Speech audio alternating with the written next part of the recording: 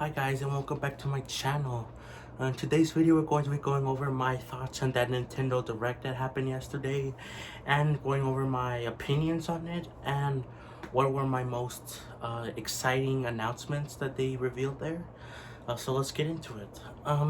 So first, for my opinions on the Direct overall, I really enjoyed it. In fact, I think it might have been the best Direct in years.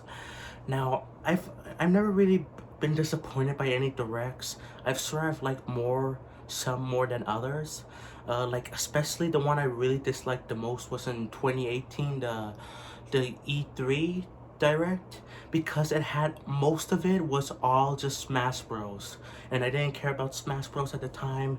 And even now that I care about Smash Bros, I feel like they wasted so much time on Smash. They could have just done their own direct and then do a Smash direct afterwards. It was like annoying. That's the only direct I've really disliked. But besides that, I've liked all of them, some less than others, sir. But I think this one might have been the best one yet. And sir, that's like subjective, and that's because I love most of the announcements here, which we'll get to the announcements. Now, I won't go over every single little thing because that will be too long, and I don't really care about some of it. I just want to talk about the ones that excited me the most to the least most. So yeah, my biggest hypest moment in the direct was actually the Xenoblade stuff. Now, if you want to check out my live reaction, I'll link it in the description below. But yeah, the Xenoblade stuff got me so excited because, well, for Wave 3, I wasn't excited about it too much. Like, yeah, it's more DLC, and I hope they add more than just that character and stuff like that. I hope they add more quality of life changes to the game. Um, and I wasn't really excited about it, except when they showed the costumes for like the previous characters. Which funny thing, I didn't recognize Lance's name. You know, the big gray guy in Xenoblade 3. I forgot his name in that live stream. But he's wearing like Ryan's outfit from Xenoblade 1. You know, Noah's wearing Shulk's outfit from Xenoblade 1. Like, they're all wearing outfits from other Xenoblade games, and that got me excited. And then when they revealed the release date for only a few days from now, and the 15th, that got me pretty excited. But obviously, if you knew my reaction, I got really excited when they showed off a tease, and I thought they were going to do this. They were going to show off a tease for Wave 4 of the DLC, which is the big story thing. That got me really excited because we could see the founders, which are Sulk and Rex. And I actually didn't recognize Rex at first because he looks way older. Sulk looks very similar, and he's clearly, you could tell it's Sulk, but with Rex. I didn't notice it at first until I saw, when I went back, not even in that live stream, because I went back to it, I didn't notice it. But when I saw other people's reactions to it, I saw that he was wielding two swords, Mithra and Pyra swords. And that's when I realized that was Rex. So I'm kind of dumb there. I didn't realize that was him. Uh, so yeah, but they're confronting Elvis, and oh my god, this was so hype for me because Elvis, he was missing in Xenoblade 3. I don't know where he was. It made perfect sense for him to be there. It seems like he is console A, the very first console, because they have all the other letters except for A, and A stands for Elvis. So I'm so happy that they're bringing him in, and this might actually solve the issues I had with Xenoblade 3.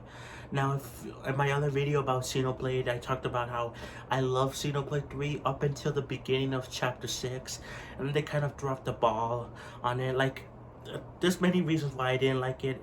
Most of it was like rushing, to meet the end. It felt like it could have used more chapters, and also they didn't reference like things that you would think were referenced. Like they had lots of representation for Xenoblade 2 stuff, but not a lot of Xenoblade 1. But now we're getting Xenoblade 1 stuff along with more Xenoblade 2 references and story connections in Xenoblade 3 with the DLC, and I'm so happy. Like, one of the biggest things, I was like, where's Elvis? Like, but now he's here. I'm so excited for that. So that was my most hyped announcement of the Direct. But the second one was the Tears of the Kingdom stuff. Now I won't talk about much of this here. I've seen other people's reactions to it and they're very similar. I really enjoyed what they showed. I love that they brought back the creepy factor from the very first teaser of the game in 2019. The Tears of the Kingdom trailer this time felt more, yeah, creepy, more mysterious. The last one before it kind of felt like too much hope. Like, you know, but like they showed off more creepiness and I really enjoyed that. Uh, yeah, I'm looking forward to the game. The only downside is that it's $70. $70. It's been confirmed. I thought it was a mistake. Nope, it's confirmed. It's $70. Now I ask, why are they bringing the price up to $70, especially this late in the Switch's life cycle? I have no idea. Um, like, it's gonna be worth it because with me, I have lots of hours in Breath of the Wild, and I'm sure there's gonna be lots of hours in Tears of the Kingdom as well. But still, $70, that's so much. Like, why are they doing this so late? Like, and that brings up the question, like, what other games will Nintendo have for $70? Like, will Metroid Prime 4 be $70? Or like, if a new Mario Odyssey comes out, will that be $70? Like, what counts? And now they have like 4 different pricing structures. There's like $40 games, which we'll get to. They announced a $40 game in the direct. But $50 games with like WarioWare, Get It Together, $60 games, and now $70 games. It's just kind of confusing. So that's my only downside about Tears of the Kingdom so far, but everything else looks promising and I'm looking forward to that game a lot. I really hope it runs well. I don't really have issues with games running like not the best on Switch, but if this game has been in development for like 7 years, 6 years.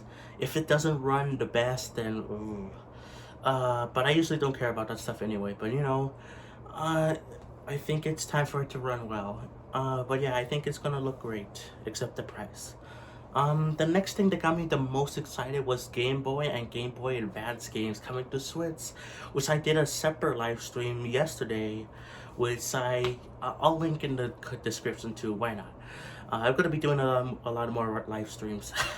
But anyway, I did play that both on the live stream and a little bit before that, and I really enjoyed the Game Boy and Game Boy Advance games on Switch. They really surprised me with how they added them. I thought they were going to wait till like September to do that because that's when their monthly subscription thing ends for people, so they wanted people to renew. But I'm surprised they added them both right now on the Switch. You could play them right now, and I'm so excited. And I can't wait for the future games that they come out with it. So far I am enjoying, I kind of like the Game Boy, the original one, a little bit more. Like, I'm playing Mario Land 2, which, by the way, why didn't they add Mario Land 1? I'm sure that's coming too eventually, but why did they add Mario Land 2 first? Anyway, so yeah, I'm excited, but with the Game Boy Advance games, those are more exciting because they're more advanced games, literally. They're more better games, but they're a lot longer, especially the ones that they added there. So I kind of like playing the shorter ones first. But anyway, I'm just so happy that they're finally on Switch. It's been too long, and I'm glad more are coming soon. Yeah, and it was a big surprise to see them get announced. The next big game that I want to talk about is Kirby Return to Dreamland Deluxe. I don't have much to say. I talked about this a little bit before, but basically I already have the Wii U version or the Wii version on Wii U eShop, and at first I was thinking like, oh, this looks better and has some more mini games, but they're adding more stuff than I thought they were to this deluxe version, which Nintendo doesn't have a good track record with the deluxe moniker. But they're adding so much more content, like a side, like an epilogue, more mini games. Like, I'm just happy that it looks great, and it seems to be well worth the price, which makes me kind of sad because that makes me want the game more. So I'm probably gonna ask for this for Christmas, which by the way, I'm probably not gonna be able to get Tears of the Kingdom when it releases. Sadly, it's $70. If it was $60, I would have probably gotten it on release day, but I'm probably gonna have to wait till Christmas to get it. And with Kirby and the Kirby's Return to Dreamland. I'm probably gonna wait for Christmas to get it if I do get it, because now I wanted more because of what they sold off with the epilogue, the mini games, all that stuff, and that makes me more excited for the game, but also more sad because I got it on Wii U. Which also I got a lot of other Game Boy and Game Boy Advance games on Wii U, and now they're on Switch. So I kind of wasted my money there, but what can you do? You can't predict Nintendo. But I am looking forward to that game now, Kirby's Return to Dreamland Deluxe, and I'll probably get it eventually. The next game I want to talk about is the Metroid Prime Remaster, which I didn't think was going to happen because it was rumored for so many years, first with the trilogy, you know, the 3 games, and then it was rumored for just the first game. I thought it wasn't going to happen, but it actually did, and that surprised me. And what surprised me more was that they released it today or yesterday for $40, the digital version, and a physical version is coming out in next month. That really surprised me. Nintendo rarely does that. I think the last time they did something like that was with Wind Waker on Wii U, where like you could buy it, the game digitally for like, I think 2 weeks before the game came out physically, something like that. I wasn't completely around back then, but that's what I heard. So yeah, but that's really surprising for Nintendo to do. And it's $40, and for what I've seen, the game looks great, which is, I'm glad.